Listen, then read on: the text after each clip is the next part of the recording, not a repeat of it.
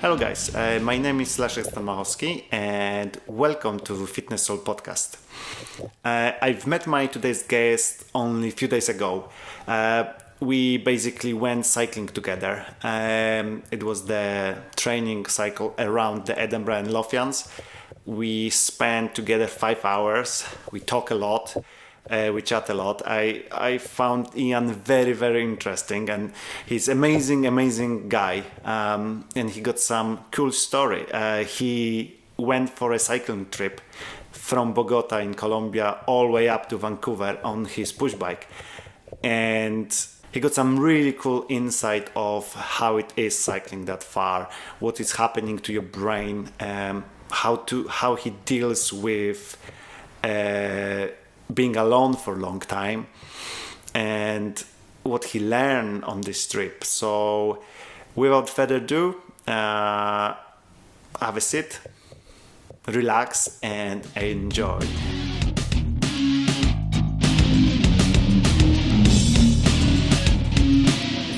Cool.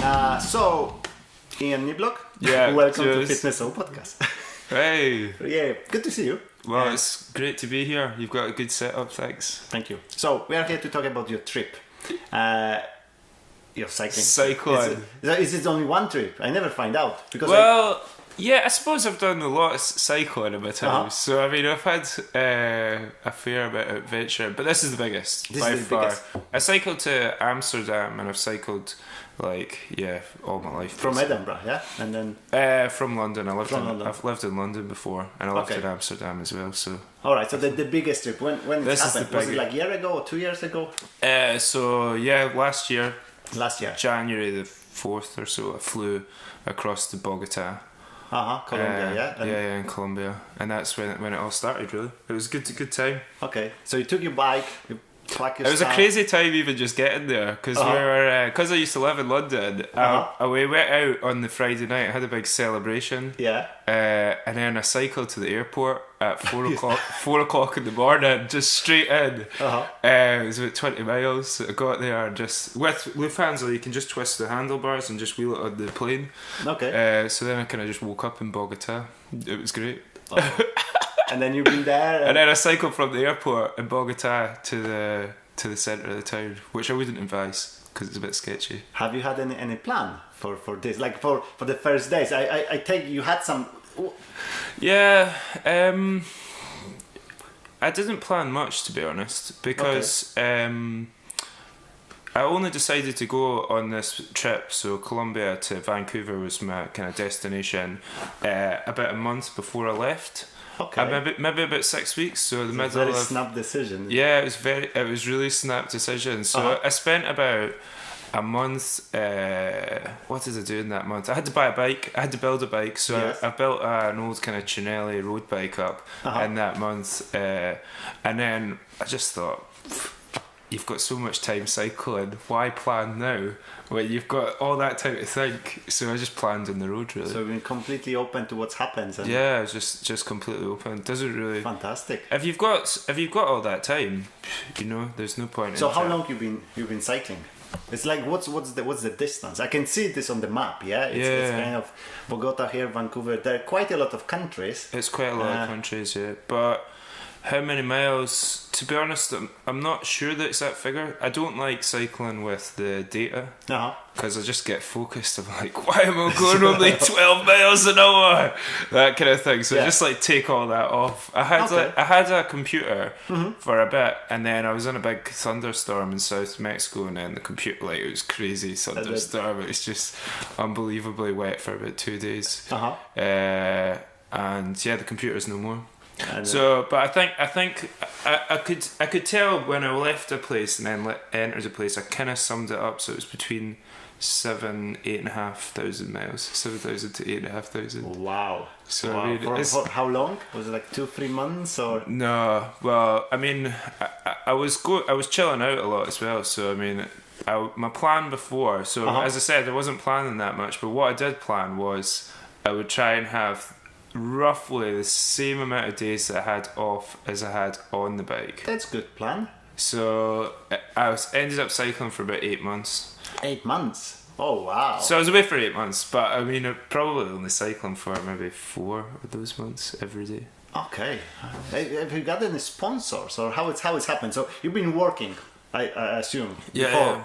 And then I saw your last video from that you just leaving your office, isn't it? Yeah. The last day. Yeah, it was crazy. It was So what you been doing? What was your thing?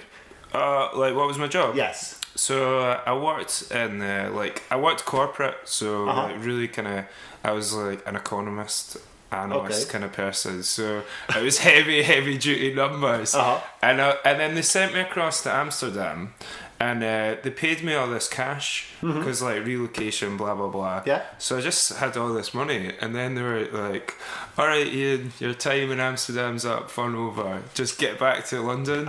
Get back to London. Get back to the grind." And I was like, "Do you know what? You've just paid me all this money. There's no way I'm going back to London. I'm going to Bogota. I'm getting my bike." So that's when I just took off. It was well good. It was very liberating. Oh. I'm technically on a career break, so I should be. I'm not going to go back. You're not going back. Yeah. I hear about you told me about some plans of opening your business and. Yeah. Well, I mean, I've got a business at the moment, so it's good. Fantastic. So coming back to the trip, you're in Bogota. You're going to the city center. This is your first day, yeah? What you do?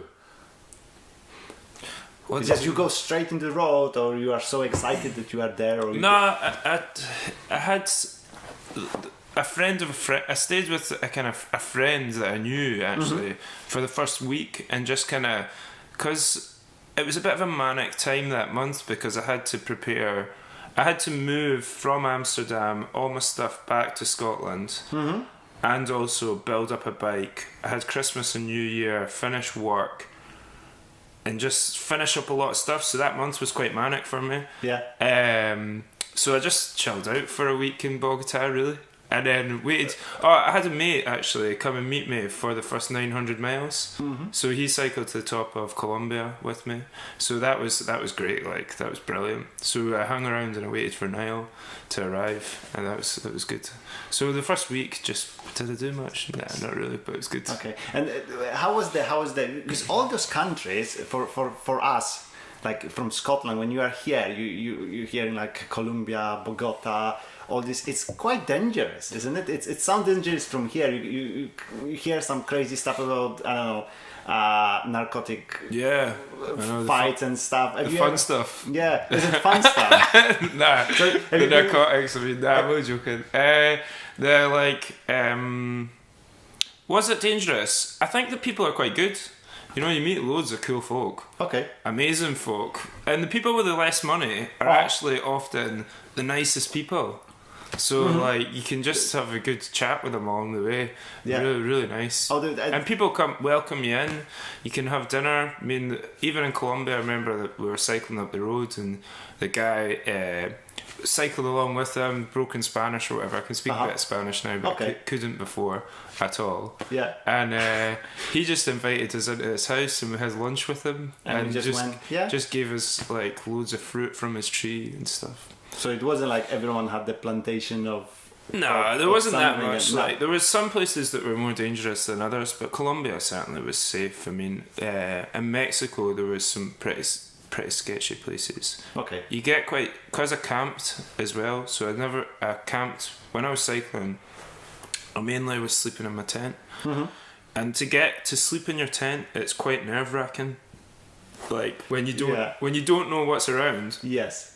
So you got to kind of like wait till it's dark and then jump in the bushes and put up the tent at first to just make sure that nobody's seen you. But you get used to that totally. Because you just got a canvas, you could get quite spooked in the middle of the night. And you don't know what's happening. It might be nothing. It might be wind. Exactly. And your head start playing around. But certainly in Mexico and El Salvador and Honduras, they were quite rough. So like, I would tend to ask. It was just the camping really that was the dangerous bit, I think. Okay. So like, I would ask people, and a lot of the time they'd just be like, "No, you can't camp here," and I'd be like, "All right, cool, thanks. Where am I going to sleep?" Cheers, man. Yeah. So like in that situation, like you can sleep in I slept in a lot of fire stations. Okay. and police stations. Slept at the back of petrol stations. Okay, and made me happy with it, like the guys. Yeah, it's like I've had some good fun with like some firefighters. It's quite good. Yeah. Wow. They like because it's a voluntary service. So like the fire stations, you can just kind of go and ask to stay there. That's it. That's the same in the UK as well, actually. Okay. But you wouldn't go. You don't need it. Don't need it. But they've all got beds and stuff. So I mean. I was staying in this bit. So how have you been doing this? You just going there? I'm sorry, are you? The place. It's too dangerous. Nah, take me in. And then like they'd be generally quite cool with it. So then we would go in, and I remember this one time, the guy was they were just sitting drinking Corona. In Mexico, all the firemen, it's just nuts. And I was just having a good old bevy as well, speaking a bit of Spanish or whatever. And then it was crazy. He was like siphoning petrol or diesel out of the fire truck to put in his own truck. I know, it was a crazy time. And then the fire alarm would go off and everyone would go down the pole and stuff. All this. Wow. Yeah, so I've been down a few fireman poles. The police stations are not as keen for you to stay at, but sometimes you they can lock you in. They can lock you in. No motorbike. Yeah, so it's good fun though. Okay, so I've got a few questions. There is one. We never covered like any hairy moment, like any. You felt really in danger. You said about the tent, but.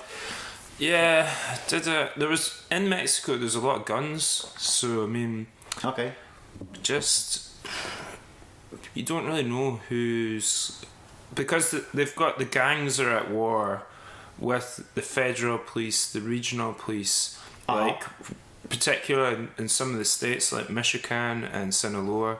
These are like where the drugs come in and then go up to the states. So it's really kind of. Pretty sketchy around there, and I was because you are a guy from Europe cycling through this country. A really easy target, isn't it? But the thing is, right? If you're just on a bike, you've not really got anything to give.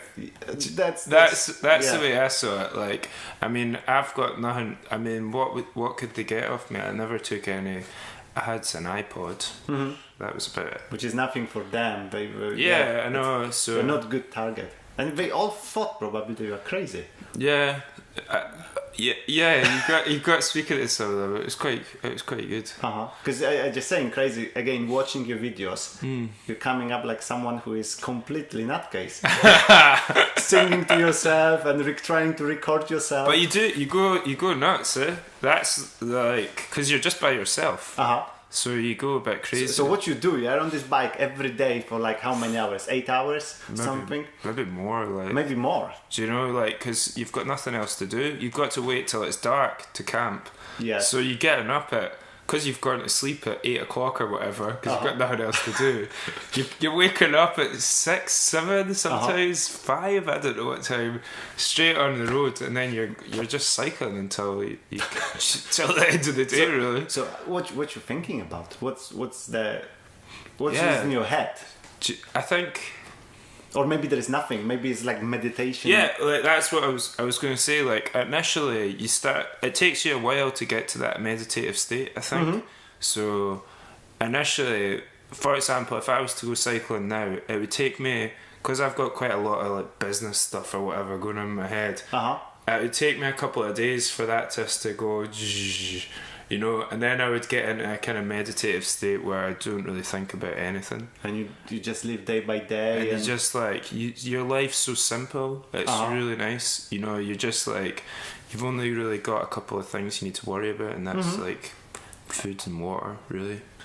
Maybe a bit bike maintenance, but... So it's completely different approach from, you know, people taking holidays. A lot of people take holidays for like 2 weeks. Yeah. And they tend to go to the places where everything is served for them. They got the swimming pool, you know, the all-inclusive things. And I think the stuff you've done, it's much, much better for you. It's like for your brain, and then to just completely take you from comfort zone and getting into something which... Yeah. I think it certainly relaxes you. Okay. And it relaxes me now. Even now, I'm a lot more relaxed person, especially coming from that corporate kind of environment where folk are just wanting numbers or whatever. And now it's it's kind of you get an appreciation of what's kind of important, I suppose. So it's like because you get down to like basic man or woman needs. You know, I just need like to talk to people. I need to like eat my food. I need to drink my water or something, and that's it. And then get sleep. Yeah, you've not really got much else on your mind. Yeah, which is quite good. But also, you said going crazy. I mean, the loneliness. Like that's the hardest bit. But you meet people, so it's you. Yeah. Can you make any friends with them, or it's just kind of? You do meet people. It's too short. Well, the thing is, like when you're cycling, sometimes you might be on the road for. Certainly when you reach a destination. For example, like I don't know, maybe I would like plan to go to a beach that I thought would be nice, and then just hang out there for a couple of days. Okay. And then have a party there or whatever and meet some nice people. But apart from that, like when you're on the roads, you're camping by yourself, you're eating by yourself, you're cycling by yourself, and this can go on for say a week, 10 days, 14 days, maybe a maximum that I would be by myself, and that's like that's a lot of time to be by yourself. So that's where you start going a bit crazy and start talking to yourself and making wee videos and just like doing stupid stuff, setting yourself like small challenges. For example, I was cycling through Honduras and I didn't want to change. I knew it was a short leg, it was about 100 miles. Okay. And I had $3 in my pocket. That was it. So it was like I had to spend the night, get all my food and water to the other side and $3, but that like kind of kept me entertained for the day. Like how do you go about doing that? So in that instance, like I was going into the banks and getting them to give me water because I knew they had water dispensers. I ate 5 hot dog rolls and 7 bananas because it was so cheap. And then when I got to the borders, I had a bottle of Coke to celebrate. Coca-Cola. It was well good. So like you kind of keep yourself entertained by doing strange things, I suppose. I listen to a lot of podcasts as well. Okay, so yeah, let's maybe focus on a little bit on your setup. So you said you had the old bike which you prepared for your. Yeah, I've got it outside actually. You've got it outside? Yeah. We'll have a look after. We'll have a look. So you had this bike. You don't know it's a Leaf. It might be not there anymore. It's alright, it's quite good. Anyway, so you had the bike. What else you took with you? How many bags was... Yeah, I mean, because I've come from because I've cycled, I know that one thing, like, you don't want to be carrying weight. Okay. So I was lean. So I just had 2 backs on the back and one on the handlebar. The one on the handlebar had like my camera and my iPad, my iPad. And then the 2 bags in the back had like a tent, a sleeping bag, thermarest, and some cooking equipment. Okay. And then I had 2 pairs of pants, 2 t-shirts. That's 2 cool. cycling tops. Had a jacket, but it's hot, so you don't really need it. You don't really need that much. I had a pair of sandals, and I had a pair of shorts as well. So like that was bare minimum. Like I was so obsessed with the weight. So like initially I had a couple more t-shirts and stuff, but I just chucked them out, and then like at one point I was even like reading pages in my book. And then just I would read the page and then rip the page out and like throw the pages like just to save the weight. Yeah, that's crazy. Yeah, it was quite obsessive with weight. And any spares for the bike? Yeah, you need some basic tools. Okay, and you are quite handy with the bikes, yeah. But what I would say, like, if you were thinking about doing something like that, I mean, I wouldn't let that stop you because you could just where there's a will, there's a way. You know, you're gonna find like if you've got an issue with your bike, you're gonna sort it out. I don't know how you'd sort it out, but you would. So what's happened to your bike? Like you had any failures or? Yeah. So I had the back wheel. This bike just kept breaking. I broke so many spokes. I rebuilt the wheel twice. Breaking spokes is a nightmare, and the reason I think that was because I had all the weight on the back. Yeah, with the backs and so it was quite heavy and stuff, and I ride quite aggressively, like not like smooth. So I think it just like the back wheel got a kick in. Okay. And then I maybe have to replace like spokes every now and again. Okay. Was something which you couldn't repair? Anything which you said, no, I cannot just deal with it, I need to wait for rescue? What do? You call for AA, you cannot call for AA. Call AA, fix my bike. Just hitchhike. Okay. Just like, so I mean, one time, like, I broke another one of those stupid challenges I was doing. I was trying to, like, go from Costa Rica I was trying to go from the Panama border to the Costa Rica, to the Nicaragua border, so through Costa Rica. I thought that I could do it in one day, but it was 300 miles. I know in one day. Yeah, okay. But I mean, it was just a delusional thought. So I woke up at 4 o'clock in the morning, like in this banana plantation that I camped at, and then I just started going for it. Done like before 9 o'clock, I was like 80 miles up. And it was pretty good. Pretty fast. Yeah, and like I broke some spokes in the back wheel. Got them repaired. Like, so that was okay. Fantastic. And then broke more spokes, and then like the spoke went into the rear mech and then ripped it off the rear mech. This was about 125 miles. Okay. So then I just like tried to hitchhike for a bit, and then nobody would pick me up, so I walked about 5-10 kilometers and then got a bus to San Jose in the capital and then fixed it. And it's I saw it. I think I saw it on the video as well. There's a moment where you are with the it's just like ripped off. Yeah, so that was a bit of an issue. But I mean, so how was in terms of you said you had quite a lot of cash before you went. Do you you can estimate how much like what was the cost? It's 8 months. Have you done any work there? So, or you've been just chill outing all the time? Yeah, didn't do any work. Nah, it was good. Yeah, it wasn't that expensive for. I think I would probably spend more in 8 months in Edinburgh, for example. Okay. But maybe all in, including the bike and the flight there, I think I maybe spent about £8,000. That's all for like 8 months of fantastic, including trip. Buying a bike and buying all my kit and buying a flight there. So it's not a lot. I would think that it's much more, but you got to think, like, I didn't pay for accommodation for maybe 6 months, 5, 7. Yeah, like when I did a lot of couch surfing as well. So like you were saying about crazy people or whatever, like folk are so nice.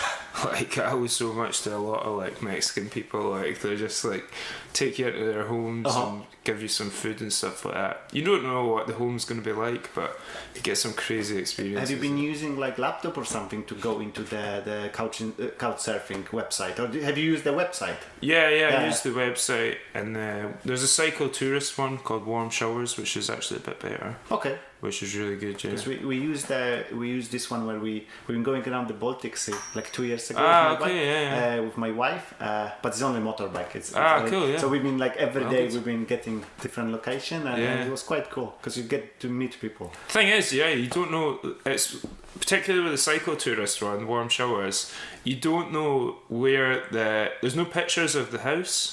So like you just got this address, and then you're cycling up, and you're like, this can just crazy. You don't know what the folk are going to be like at all. Okay, so you just meet some characters. That's fantastic. Yeah, there's this like old pensioner guy, an American pensioner living in Mexico, and I hung around with him for a couple of days. But he was like driving around in his pickup around this kind of like pensioner camp or whatever, and we're just driving around drinking Bacardi to all his buddies and stuff. It was well good fun. He was great actually. So do you think like this trip has changed you at some, because you're coming up like a really open person at this moment. You are really chatty, and I can see you can, we just met just recently, isn't it? And I feel we've got something, a nice connection. So do you think it's distributed, or you've been like that before? I think I've always been kind of like that, but I would say that this trip has made me like a lot stronger like mentally. For example, like I was talking about the loneliness, because I'm quite like I liked having people around continuously before, and now I can handle kind of being by myself. So that makes you like pretty strong in the mind, I think, because I had a lot of low points like during this trip. Yeah, some really pretty low points, and yeah, I think it makes you quite powerful as well. Like you feel quite like that you can do like anything. Do you know? You feel like you can just go and like just commit yourself to other stuff. I mean, since I got back, I've set up 2 businesses. This was only last year. I sold one of them, and now I'm on the second one. So it's well good. But yeah, with that, you got a lot of confidence and stuff. You're planning another trip? I think if I was doing it again, it would be nice to do it with somebody else. But do you think someone can commit like for that long? Well, I've got a plan. Like, here's the plan. I was wanting to, if I could get somebody on a tandem. Because the difficulty you got with cycle touring is like people might like cycle at different speeds, and then they might start resenting people like, oh, you're cycling too fast, you're not cycling fast enough. So if I could get somebody on the back of a tandem and then make like a wee documentary, I think that'd be awesome. Was it the guy or girl? Well, I mean, you could make it more fun if it was a girl, I suppose. The documentary could be about the relationship as well. That'd be great. No, I don't know. Yeah. Have you kept any contact with people from Edinburgh, with your friends, or from London, where you've been there, or you just went there and saying, fuck that shit, I'm away from here. I just want to be there. I'm not keeping any. Nah, I kept in contact with friends, but I mean, I wouldn't have said like some people do. I did it for myself, like a lot of people might pretend that they're doing it for a blog or for a charity, that kind of thing, which is like fair credit to them. I mean, that's great, but I mean, I think I did it for selfish reasons. Like I just wanted to ride my bike, so awesome. It's good times, like, wow. But as I say, there's some bad points as well. Bad points. I think I thought I won't ask you, but I need to ask you. So you said it looks fantastic. You're riding the bike. It's nice weather. Everything. It looks awesome. And then suddenly you're saying you've got low points. What? But I mean, just like I think the main low points is just like about the loneliness. Really, like it can be pretty hard. Well, I'll give you an example. I was meeting a friend. I stayed in Guatemala for about 6 weeks, just like learning. I was justified it. I was learning Spanish, blah blah blah. Just hanging out this late, going to parties at night. It was brilliant. Met this like good group of people, and I was meant to meet this girl who I was hanging about with in Oaxaca, which was about, I think it's 500 miles away, and I said I'll meet you there in a week, right? So I was like, Jesus, try to be the big shot. I'll meet you there in a week. It's quite a lot of miles. And then I was like cycled off, and it was just hard. It was so hot and like lonely, and I just remember one day just picking up the bike and then just throwing it in the bushes and just sitting down and had a wee cry. And then I was like, I'm just gonna like try and thumb down a lift to see it. It'll pick me up. It picked me up for an hour. So I just jumped back on the bike and then just kind of cycled away. You kind of pick yourself up. And you have to. Yeah, but there's other times. I mean, like, because you got all that weight in the back of your bike, sometimes the hills are too steep, and like I had to walk for 2 hours one day out of this valley and stuff. Quite tough times. So I can see how it helps you in your normal life. Then you're coming back to your work and anything. Yeah, anything seems possible, because like I was saying, it makes you feel quite strong, and like you've addressed maybe all your issues that you've got in your own head. So let's say I want to do the trip next month. What I should do? I would just say, just go for it. I don't like I was saying before with planning and stuff. Just don't think about it. Okay, let's go. Just go. Get a reliable back wheel and pick a destination. Yeah. Have you got any other good advice? Yeah, maybe set like small milestones. Like so, like if you were to say, "Oh, I'm going to cycle to Beijing," for example, you know, I would look at the map and go, "Mate, you're nuts! Like that's a long way. That's a long way. I don't know." Like, but if you said, "Oh, I'm going to cycle to Italy first or whatever, and then hang out there, maybe celebrate your successes," I would say like set small goals and then celebrate that. So if you go to Italy and then think, I want to go to Italy and see like these beautiful mountains or whatever it is, or I want to go and see a long lost friend or whatever, and then I'm going to go to Istanbul, and then from Istanbul you might go to Tehran or whatever. So it's like small steps which leads you to something. You cannot see this massive trip in front of you. And then but also like make sure that you have a good time when you get to your trip. I think it's fantastic. It's like it works everywhere. It's like works with weight loss. It works with writing a book. Yeah. And I think you when you look at the project, you're thinking, I'm not gonna do it. It's too big. Yeah. But then when you cut it to the pieces, it's much easier. Yeah. Yeah, definitely. I mean. And I would like cycle somewhere. Like for example, I meet that friend in Oaxaca. You know, I was like cycling that was a hard stint. And then, but the day before I got there, the excitement was just like unbelievable. You know, it was like I was absolutely buzzing, and it felt like Christmas Eve. And then when I got there, I was like, I can't believe I'm here. It's just an incredible feeling, you know. So you can feel the celebration as it is now with everything stuff. It was great. So, awesome. I think it's coming to the time where we need to stop, but it was great pleasure. Yeah, thanks. This is great. Like I'm loving this. The podcasts are just awesome. I would advise that as well. I mean, I listen to quite a lot of podcasts. I had this moment. I was just going to say this one last time. Oh yeah. And I just remember it. There was like illicit business stuff. And who do you listen to? It was Max Kaiser, London Real type stuff.